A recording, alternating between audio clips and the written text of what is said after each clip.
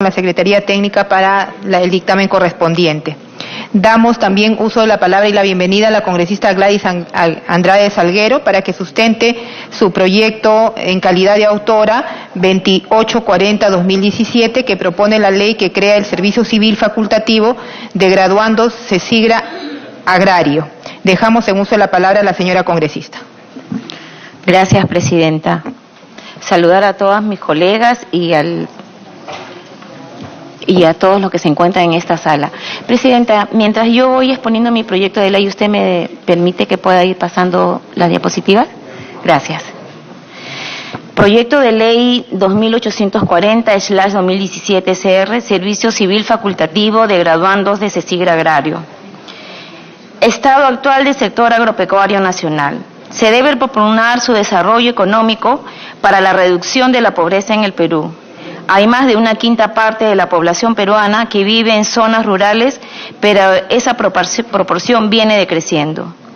El 50% del ingreso de las familias rurales proviene del sector agropecuario. El 28.5% de la población económicamente activa, PEA, trabaja en el sector agropecuario.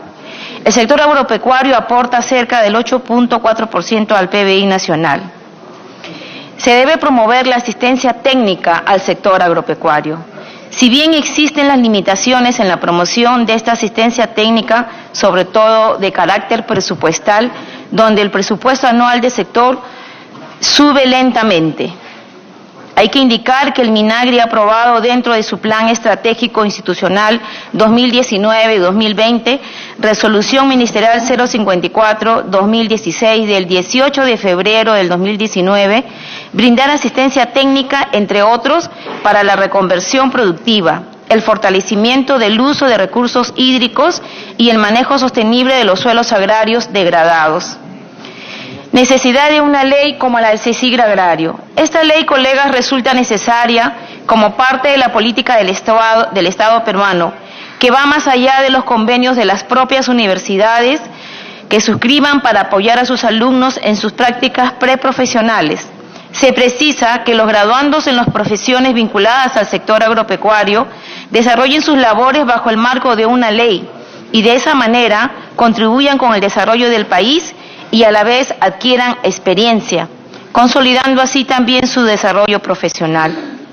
Sobre el proyecto de ley 2849, cabe indicar que la presente iniciativa legislativa tiene como objetivo apoyar a los jóvenes estudiantes de diferentes carreras relacionadas al sector agropecuario que se encuentran cursando su penúltimo ciclo o los estudiantes egresados que no tengan el título.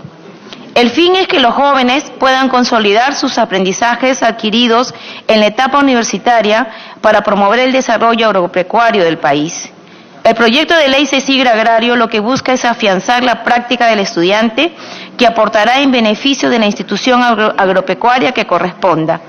Se toma como referencia al Servicio Civil de Graduandos CECIGRA Derecho, que tiene beneficios para el graduando y para la institución donde lo presta. Colegas, es importante preocuparnos por el sector agropecuario. En el 2018 la producción nacional agraria se incrementó en 2.86%. Existe una mayor demanda, en consecuencia, debemos dar más oportunidades a los profesionales de este sector. Por ello, este proyecto de ley está hecho para que se crea el servicio civil. Han existido varias iniciativas de otros periodos, pero lamentablemente no se concretaron. Tenemos como antecedentes que el Ministerio de Agricultura y Riego tiene convenio con la Universidad Nacional Agraria La Molina.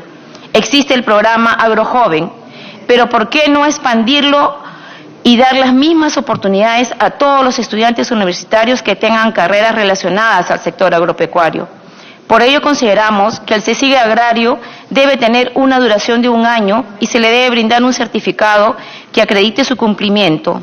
El MINAGRI es responsable de celebrar convenios con entidades públicas o privadas para el mantenimiento del CECIGRA Agrario y la capacitación de los estudiantes de diferentes facultades relacionadas con el agro.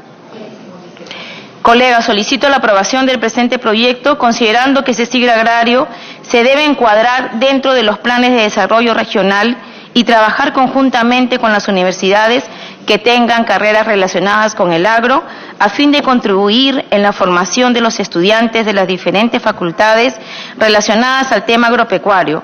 Así también lo ha entendido la Comisión Agraria, la misma que lo ha aprobado por unanimidad el 10 de julio del 2018.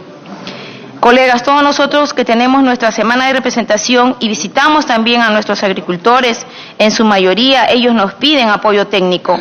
Ellos nos dicen que durante muchos años han venido cultivando, pero saben que hay semillas mejoradas, hay tipos de insecticidas que ya no se deben usar y nos dicen también que ellos quieren el apoyo técnico. Con este proyecto, señora Presidenta, se busca que nuestros jóvenes universitarios, casi profesionales, puedan involucrarse voluntariamente en el desarrollo del sector agropecuario para beneficio del país, adquiriendo experiencia en su profesión. Eso es todo, Presidenta. Gracias. Agradecemos la sustentación de la congresista Gladys Andrade. Y es un tema muy importante, un proyecto muy importante, porque disminuye la brecha que tenemos en todo nuestro país, y siendo un país eminentemente agrícola, ganadero, que necesitan este tipo de profesionales, así como hay en salud, que se van a los sitios más recónditos, y la mirada del Estado tiene que mapear a todo el país y tener un presupuesto para respaldar estas ESIGRA. Si no hay ninguna intervención para la siguiente semana, nosotros estamos dictaminando el proyecto.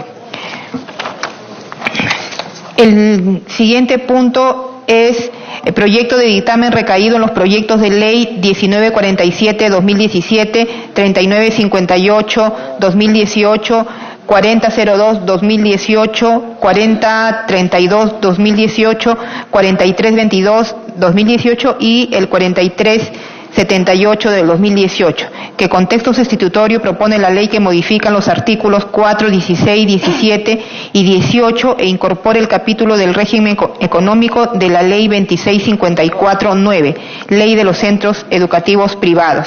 Dejo en uso de la palabra al asesor responsable, el señor Víctor. Buenos días, congresistas de la Comisión de Educación. El presente dictamen ya se sustentó y debatió en la sesión anterior de la Comisión de Educación. Con el agregado que se han incluido dos proyectos de ley, el proyecto de ley 3958 del congresista Justiniano Apaza y el proyecto de ley 4378 de la congresista Ana María Choquehuanca. Son 6 proyectos de ley que buscan modificar la ley 26549, ley de centros educativos privados.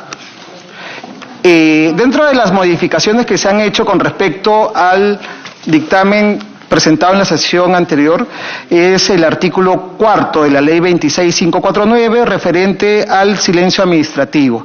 ¿Qué es lo que sucede? Esta ley de centros educativos privados establecía un plazo de 60 días calendarios para que la entidad responsable pueda emitir la resolución de autorización de funcionamiento. Si en ese plazo de 60 días no había resolución, en la resolución se pueden pronunciar ya sea de forma negativa o favorable ante el pedido del interesado. Si no había esta resolución en el plazo de 60 días calendario, procedía el silencio administrativo positivo y se entendía por autorizado la institución educativa. Con respecto a los servicios educativos, se ha hecho el hincapié sobre la retención de las libretas de notas. En el numeral 16.2, donde se estipula que las instituciones educativas pueden retener las libretas de notas siempre y cuando se proceda a brindar una información veraz y oportuna a los padres de familia, ¿no? En el artículo 18 se ha modificado la gradualidad de las sanciones. En infracciones leves se ha pasado de amonestación a multa no menor de 1 UIT y máximo 5 UITs. En infracciones graves, multa no menor de 5 UITs a 10 UITs y finalmente infracciones muy graves de 10 UITs a 30 UITs. Es importante mencionar que estas modificaciones que se han hecho en el articulado se han realizado previa coordinación con el Ministerio de Educación, entre ellos con el director general de gestión escolar, Daniela Navitarte, mediante el cual hemos consensuado el articulado que estoy pasando a consideración. Dentro de las propuestas de cambios se ha precisado los tipos de ingresos establecidos en el artículo 25. En el artículo 25, ingresos directos comprende todo concepto relacionado al acceso, permanencia y prestación del servicio educativo, como la cuota de ingreso, la matrícula, las pensiones de enseñanza y las cuotas extraordinarias, de ser el caso. En la cuota de ingreso, se ha definido que es el concepto que se cobra por haber sido admitido en la institución educativa y es un cobro opcional que tiene la institución y que solamente puede ser cobrado por única vez durante la estadía del estudiante en la institución educativa. La devolución o reintegro de la cuota de ingresos se efectúa de forma proporcional con los años de estadía en la institución educativa y en caso de reingreso no se exige el pago de una nueva cuota de ingresos siempre que esta no haya sido devuelta a los padres de familia. La prestación de servicios educativos se está consignando este artículo 26 respecto al contrato o convenio que deben suscribir antes del inicio del año escolar o durante el proceso de matrícula de los padres de familia con la institución educativa. Y en este acuerdo o contrato suscrito entre ambas partes debe corresponder todas las obligaciones por ambas partes, la información pertinente que deben recibir los padres de familia y se le tiene que entregar una copia a ellos como señal de aceptación y conformidad. La institución educativa puede negarse a renovar para el siguiente año escolar la matrícula del estudiante en cuyo caso los padres no hayan cumplido con pagar o cumplir con sus obligaciones del caso, ¿no? Es una potestad que se le está dando.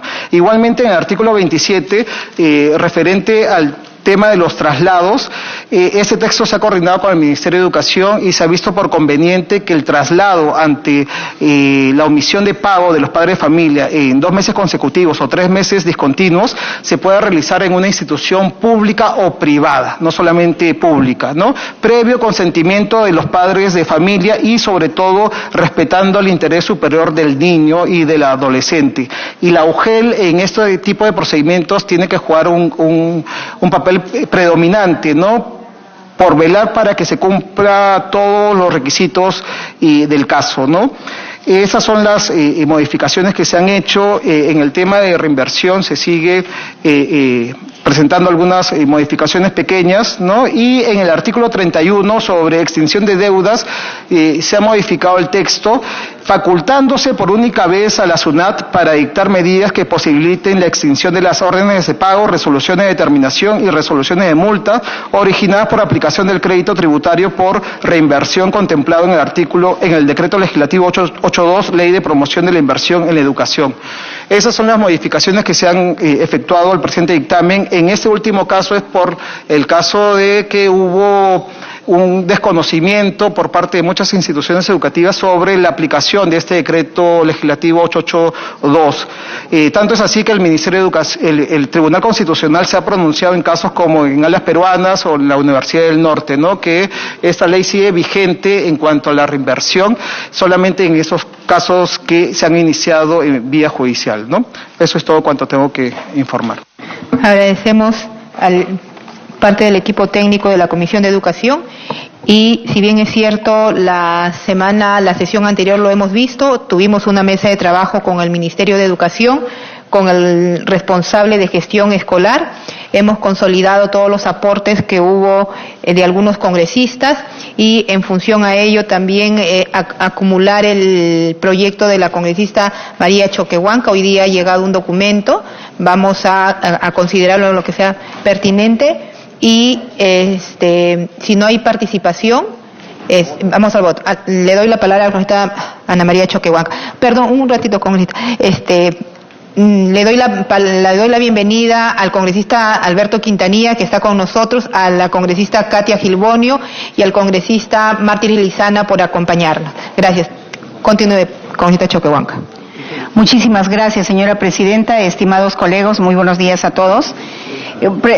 Ciertamente en el punto 5.3 de la orden del día se encuentra el predictamen del proyecto de ley 4378-2018 CR de mi autoría, que propone modificar el artículo 4 de la ley 26549, que es la ley de centros educativos privados, a fin que las autorizaciones de funcionamiento de estos centros de estudio sean mediante procedimientos de evaluación previa y no bajo la aplicación del silencio administrativo positivo.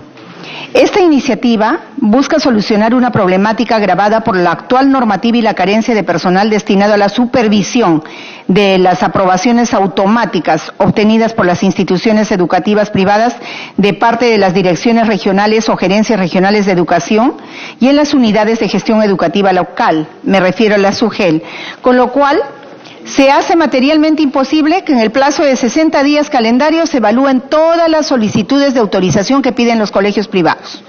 Un claro ejemplo de la falta de supervisión de instituciones educativas privadas es que a nivel nacional solo se cuenta con 57 especialistas para supervisar el total de 13.521 locales escolares que brindan alrededor de 24.876 servicios educativos en inicial, primaria y secundaria, lo cual, como es de suponer, resulta por demás insuficiente. Señora Presidenta, la excepcionalidad al silencio administrativo positivo en los casos que pueda afectar al interés público no solamente puede incluir a bienes jurídicos específicos como la salud, el medio ambiente, los recursos naturales, la seguridad ciudadana, sino sobre todo y también a la educación. Más todavía si tomamos en consideración que el proceso de creación de instituciones educativas privadas involucran la integridad, la salud y la propia vida de los estudiantes. En este orden de ideas, considero sumamente necesario que se incluya en el dictamen la opinión del Ministerio de Educación, quien mediante oficio 2096-2019 Minedu, SG, conteniendo el informe 423 ingresado hoy a la comisión de su presidencia, coincide en la necesidad de modificar el artículo número 4 de la Ley 26549, de modo que el procedimiento de autorización de funcionamiento de una institución sea mediante un procedimiento de evaluación previa en la que se aplique el silencio administrativo negativo, con la finalidad de garantizar que todas las autorizaciones cuenten con condiciones básicas de calidad. Y ahí nos estamos refiriendo a la calidad precisamente que deben conservar todos los colegios privados. De igual modo sugiero que el dictamen en materia de análisis incluya la modificación del plazo a fin de que sean días hábiles en reemplazo de 60 días calendario, para que allí no podamos tener pretextos ni justificaciones de parte de los colegios privados a que no han podido ser supervisados. Ya sé que ese plazo fue legislado en el año 1996, cuando la oferta educativa privada representaba casi la mitad de la cifra actual. Presidenta, yo solicito a cada uno de mis colegas apoyar con su voto esta iniciativa, tomando en cuenta que con ello se busca asegurar el derecho a la educación de los estudiantes, así como sus derechos a la integridad, seguridad y salud. Presidenta, además quiero observar también que un colegio sin supervisión es un colegio que va a brindar los servicios que quiera. Es un colegio que simplemente logra, por la carencia del Minedu, de no tener los supervisores, de no tener el presupuesto para más supervisores, se venza el plazo y ellos puedan seguir actuando, puedan seguir funcionando como están, como ellos quieren, sin que la supervisión pueda hacerse cargo de ello. Presidenta, yo una vez más reitero mi solicitud para que mis colegas puedan apoyar con su voto esta iniciativa. Muchas gracias. Gracias, congresista Choquehuanca. Tiene la palabra el congresista Velázquez Quezquén. Sí, tiene la palabra, congresista. Presidente, yo sé que han tenido una reunión con el Ministerio de Educación para traer un texto sustitutorio, pero quiero hacer dos reflexiones. La cuota de ingreso es en un colegio particular, si bien es cierto, está regulada en el decreto legislativo 882, yo creo que resulta inconstitucional, presidente. ¿Por qué se cobra cuota de ingreso en los colegios particulares y no en las universidades particulares? Y dejar un camino intermedio de decir que sea opcional. Todos sabemos que donde se dan más fuerte e intenso la discriminación es en los colegios particulares.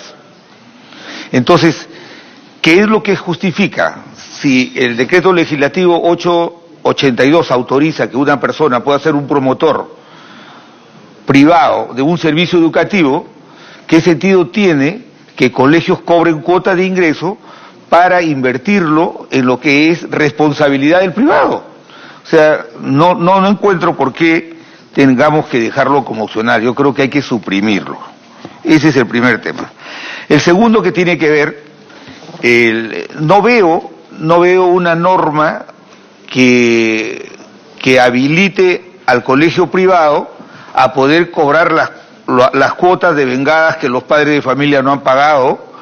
Si bien es cierto, establecen un procedimiento que se informa a la UGEL para que pueda buscar el centro educativo donde debe ir el privado, el chico que no puede pagar, no hay ninguna norma que obligue a que se cobre las cuotas dejadas de pagar.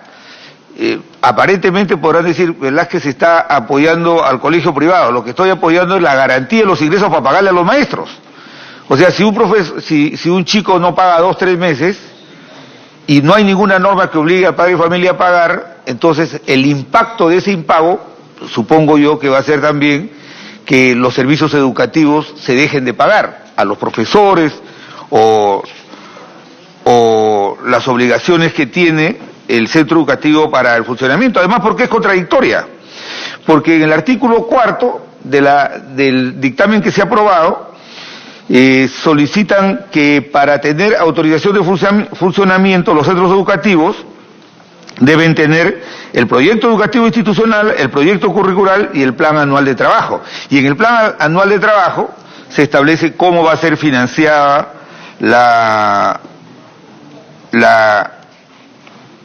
el servicio educativo. Además, en el artículo 16 quiero expresar, Presidenta, que el tema de la adaptabilidad, accesibilidad y adecuación de los estudiantes a necesidades educativas especiales hoy día ya no está librado a la voluntad de los centros educativos. En esta comisión nosotros aprobamos por unanimidad la ley 30.797, ley que promueve la educación inclusiva, modifica el artículo 52 de la Ley General de Educación. Concretamente, ¿qué plantea esta ley? Que los centros educativos están impedidos de cobrar montos adicionales a los estudiantes que tienen calidades o cualidades excepcionales. De tal manera que la norma que se está planteando, lo único que tiene que hacer es remitirse a esta ley que aprobamos el año pasado en esta comisión, que ya está en vigencia y que tiene como propósito, la impulsamos con el único propósito de impedir que los centros educativos cobren montos adicionales a los alumnos con habilidades excepcionales. De tal manera que ya esto es obligatorio, con una ley especial que hemos dado sobre educación inclusiva. Por lo demás, Presidenta, me parece que esta norma podemos aprobarla, pero tiene estas dos atingencias que creo que el tema del cobro de la cuota de ingreso no tiene ningún sustento constitucional. La educación es el servicio público por excelencia, y ¿por qué los colegios de educación básica particulares van a tener el derecho de cobrar estas cuotas de ingreso y en las universidades privadas no se da? De tal manera que los alumnos o los padres de familia que envían a sus hijos a un centro educativo particular pagan por el servicio educativo. Si yo voy a vender gaseosas a mis usuarios, no les puedo cobrar a los usuarios una cuota de ingreso para yo comprar la gaseosa y vendérsela a ellos. Entonces me parece que es un concepto que linda con lo inconstitucional, por eso ni siquiera hay que dejarlo como opcional, es mi sugerencia, Presidente. Pero además también, por otro lado, no hay que promover que los colegios particulares se dé una moratoria innecesaria.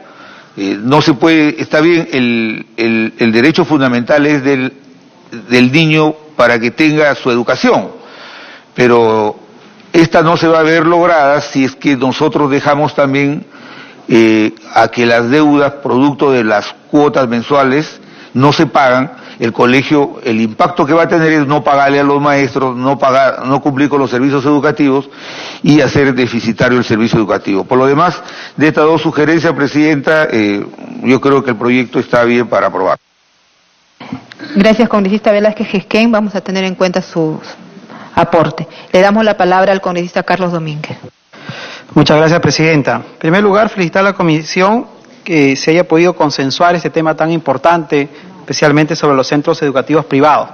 Pero sí, Presidenta, yo quiero proponer una disposición complementaria, transitoria, como un tema propositivo y un derecho a nuestros docentes y administrativos de los colegios privados. Y lo mencioné en la sesión anterior. Yo quisiera que nuestros colegas congresistas de esta importante comisión analicemos lo importante que es debatir ahorita esta ley de los centros educativos privados y poder reivindicar ese derecho de estos docentes. Por eso, Presidenta, yo solicito a consideración de mis colegas solicitar una disposición complementaria transitoria donde los docentes y administrativos de los colegios privados no deberían de percibir menos de lo que perciben los docentes administrativos del sector público. De esta manera, Presidenta, podemos de verdad reivindicar y darle equidad a nuestros docentes, igualdad de funciones, igualdad también de remuneraciones. Creo que esto va a darle la solución a muchos docentes que son utilizados en algunos malos colegios privados y ganan menos del sueldo mínimo vital, Presidenta. Creo que tenemos esta gran oportunidad de reivindicarles ese derecho y yo pongo a disposición de mis colegas congresistas que se pueda hacer esta modificación respectiva. Muchas gracias, Presidenta. Agradecemos la participación del congresista Carlos Domínguez. Le damos la palabra al congresista del Águila, que es el último orador. Gracias, presidente. Presidente, la última sesión, la pasada, antes de la semana anterior a la semana de representación, yo pedí, por favor, incluir parte del proyecto de ley que había presentado, que era la de fijar las políticas de incremento en las mensualidades.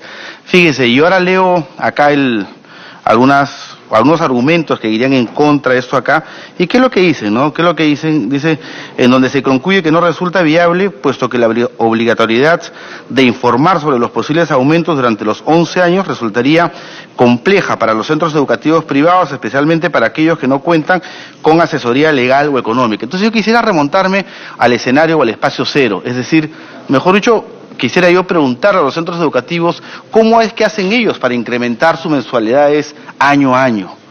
Y ese mismo criterio, esos mismos procedimientos que usan, aplicarlos para que puedan planificar a lo largo de 11 años. Nadie está en contra de que el centro educativo, siendo una institución privada, tenga una política de incrementos, pero lo que sí exigimos es que esa política sea de conocimiento de los padres en el estadio cero, es decir, cuando matriculan a los niños. Al hablar de la educación es adquirir un servicio que te va a durar 11 años, y creo yo que los padres tienen todo el derecho de poder conocer cuál va a ser la política de incremento, que ellos pueden fijarlo de acuerdo a las conveniencias o de acuerdo a las características del colegio, es un tema de ellos, pero sí me parece importante poder incluirlo para brindarle estabilidad a los padres. Yo pediría, por favor, que pueda ser incluido esta parte del proyecto para poder someterlo y aprobarlo si fuera el caso. Gracias, presidente. Agradecemos al congresista del Águila y le damos la palabra al secretario técnico en ese punto. Tuvimos la reunión con los representantes del Minedo justo en ese punto, que a nosotros también nos parecía que se podía incluir, pero ellos dieron una opinión que quiero para que dé los sustentos. Sí, congresista, efectivamente, el día viernes nos juntamos con los funcionarios del Ministerio de Educación y abordamos el análisis de estos proyectos de ley, especialmente el 1947 de autoridad del congresista del Mundo del Águila, respecto a la proyección que pudiera hacer la institución educativa a 11 años, ¿no?, sobre la política económica. Y ellos, el Ministerio de Educación como ente rector, opinaba en contra, puesto que, por ejemplo, en la remuneración íntegra mensual de los docentes del magisterio de las instituciones públicas, los aumentos son por decisiones políticas, como hemos visto en los últimos tiempos. Si se aumenta la RIN de los docentes públicos, los docentes privados también van a exigir el aumento. Entonces hay cuestiones que escapan de la proyección económica de las instituciones educativas privadas, ¿no? Entonces, sí se podría poner en todo caso, de manera general, ¿no?, que informe unas condiciones económicas que justifiquen los aumentos de las pensiones, ¿no? Pero hacer el hincapié de 11 años o algo más específico no resulta viable. Le damos la palabra al congresista El Mundo del Águila. Sí, presidente, fíjese, acá yo podría bosquejar dos alternativas. La primera es, si dices que el horizonte es largo de 11 años, podemos de repente reducirlo a 6 años o 5, o cada 3 o 4 años. pero al menos le brindas un horizonte al padre de familia de poder tener un tiempo, un momento de estabilidad. Y lo segundo, es cierto, ¿no? El gran cuerpo, el gran costo de los centros educativos es el pago remunerativo. Y está en función a la remuneración, es decir, si hay un incremento, como bien lo dijo el asesor, en los profesores del sector privado, inmediatamente o automáticamente hay un incremento en el sector público. Pero fácil, entonces la política que fija incrementos que esté en función a los sueldos de los profesores. Si el sueldo se incrementa, que se incremente también la mensualidad. Pero los padres ya están advertidos que ante cualquier incremento de los profesores se incrementará también la mensualidad. Pero el tema, ¿a dónde va? El tema va en que muchos colegios, yo no sé cuáles son los criterios que utilizan para incrementar, y eso indudablemente que genera no solamente molesta a los padres, sino desorienta, porque la economía familiar, como usted sabe, gran parte va al pago de los colegios. Gracias, congresista Edmundo del Águila. Tiene la palabra el congresista Edwin Vergara. Gracias, presidenta. Durante muchos años, presidenta, como bien sabemos, los que visitamos los colegios, es que la educación pública ha estado abandonada por 20, 30 años. Y la educación privada, los colegios privados han suplido en cierta forma la enseñanza de estos niños y los jóvenes. Nosotros estamos de acuerdo, presidente, en que debemos darle algún incentivo para que se fortalezcan los colegios privados. Pero acá quiero hacerle algunos comentarios, presidenta. He referido al plazo exactamente que decía el congresista Edmundo del Águila. Cuando un alumno ingresa a un colegio privado, por lo menos lo que tenemos que hacer es darle un horizonte para que el padre de familia pueda planificar esos pagos. Cuando la mensualidad empieza Cuando la mensualidad, presidente, empieza en 10 y luego de 11 años termina en 100, no hay forma de que uno pueda planificar esos gastos, ¿verdad? Entonces, lo que nosotros pedimos, presidenta, es que por lo menos haya una planificación, y si hay una variable que dispare ese precio, esa pensión, que esté indexada a eso, como ocurre en la inflación, o cualquier indicador, en el sueldo de los profesores, ¿no? Pero no se le puede dejar el horizonte de los 11 años a discrecionalidad del colegio. Si hay mayor oferta de alumnos, mayor demanda de alumnos, lo que hacen es subir y paralizan los ingresos. Y lo que hace es motivar al alumno a cambiar de colegio, y eso le genera todo un trauma al niño que ya hizo amigos, ya conoce el colegio, ya está más acorde con los maestros, cosas como esa. Entonces, lo que pedimos, presidente, es necesitamos poner un plazo, necesitamos poner un horizonte de cómo se va a subir esas pensiones. Si son 11 años es demasiado, pues que sea 5 o 3, como lo ha planteado Edmundo del Águila. Y lo otro, presidenta, yo voy a apoyar el proyecto de ley, sin embargo, con cargo a redacción, a que se pueda mejorar ese horizonte de pagos de las pensiones. Y lo otro, presidenta, yo con reserva del artículo 31 en la extinción de deudas o multas e intereses tributarias. Con esas no, yo creo que los colegios privados, presidenta, como cualquier empresa, tiene que cumplir, si tiene una multa, tiene que cumplir. Yo voy a apoyar, presidenta, ¿sabe qué pasa?